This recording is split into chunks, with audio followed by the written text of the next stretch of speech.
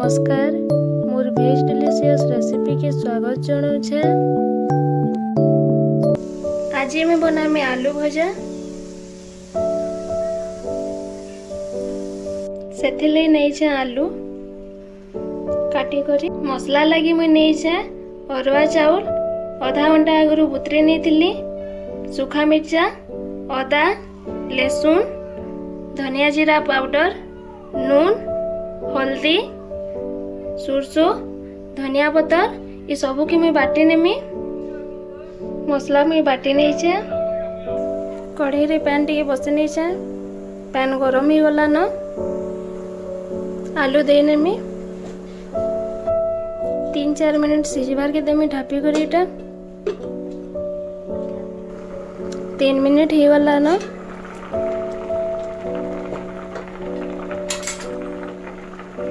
आलू भी सिझी जाइए।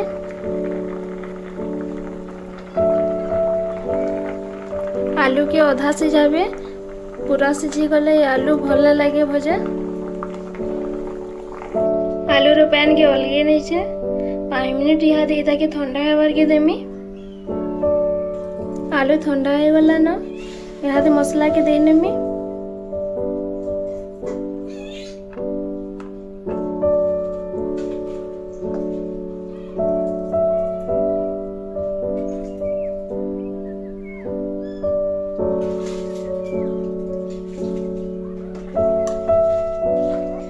धनिया पत्र दे नेमी।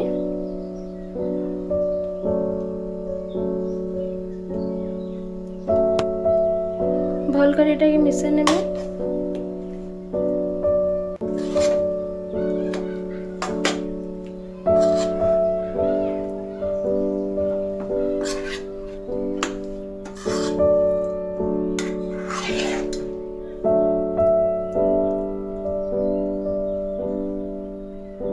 ये मिसी जाइए।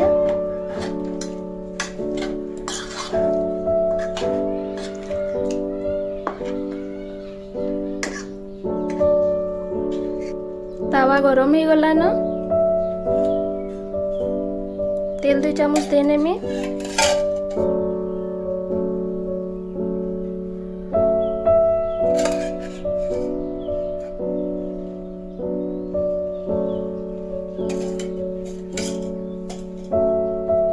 आलू के देने में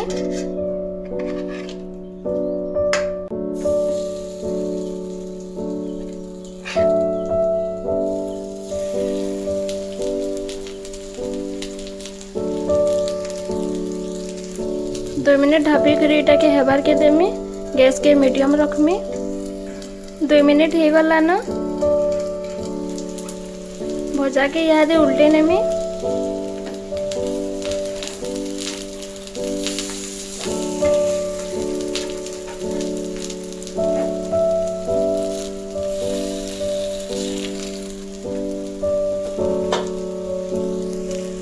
एंता उल्टे उल्टे एटा के 4-5 मिनट भाजी नेमी।